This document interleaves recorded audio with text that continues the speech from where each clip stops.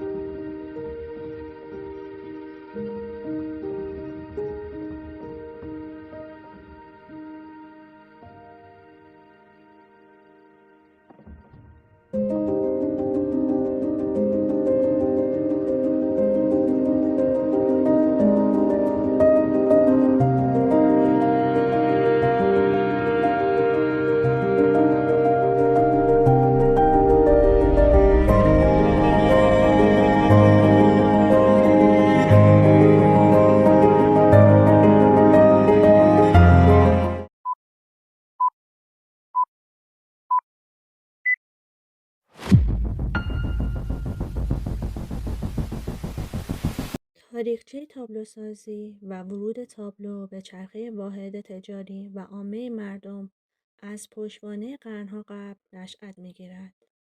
وقتی قرار است فرایندی در بین عموم نهادینه یا به قول عامه موضع شود، باید سالها کار فرهنگی انجام شود تا این مسئله جا بگیرد.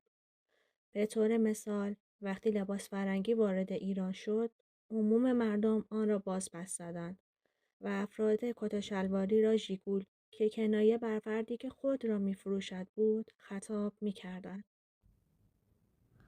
اما از قرنها قبل دولت‌ها از تابلونگاری بر روی سنگ و کوه استفاده می‌کردند تا جلوه‌ای از شکوه و جبروت حکمرانیشان بر مردم تحت سلطه و سفرای دیگر بلاد باشد. این امر ابتدا با پیکر تراشی و حکاکی بر روی کوزه و سفال فراعنه در مصر آغاز گردید.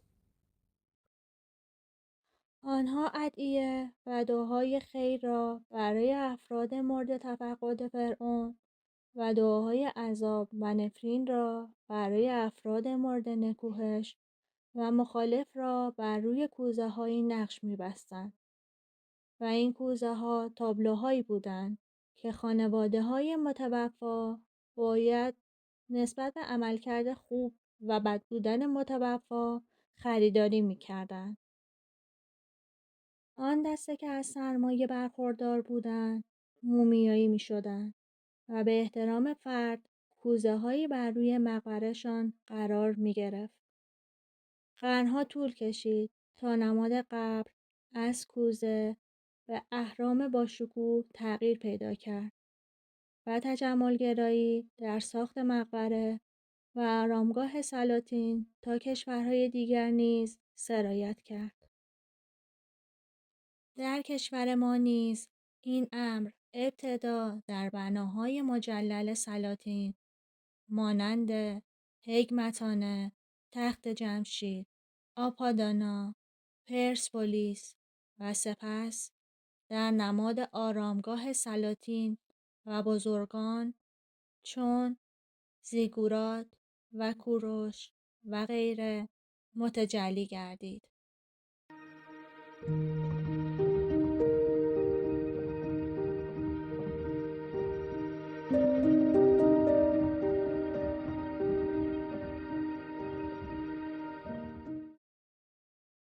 رفته رفته عامه مردم که از هنر بهره می بردن بدون سرسپردگی به دولت‌های زمان خود سرسپرده حضرت عشق بودند و برای چشم و گیسوی یار با تیشه بر کوه‌ها تابلوهای عشق می‌کندند. این نمادها کم کم از کوه‌ها به تابلوهای سنگی کوچکتر تبدیل شد.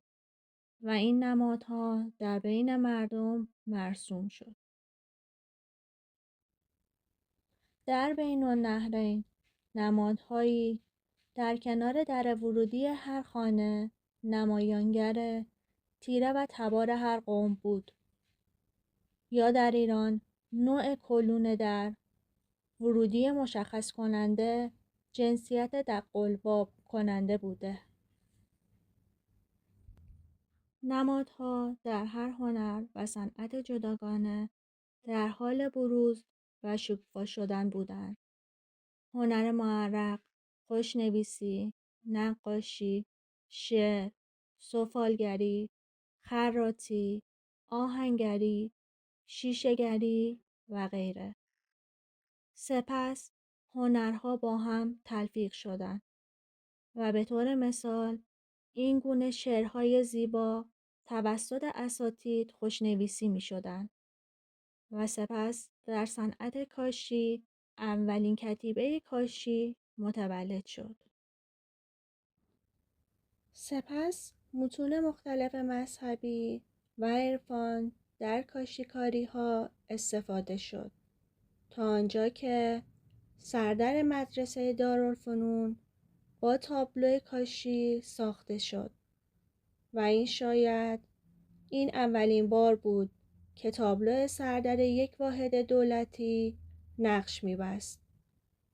ولی برای عموم مردم سالها وقت می‌خواست تا بتوانند اسم واحد تجاری خود را در قالب تابلو بر در مغازه‌های خود حک نمایند. با نگاهی به آغاز تابلوسازی در ایران اکنون آمده‌ایم تا تحولات شگفت‌انگیز این هنر و صنعت را در ادامه این مسیر دنبال کنیم. برای کشف این تحولات در قسمت بعد با ما همراه باشید.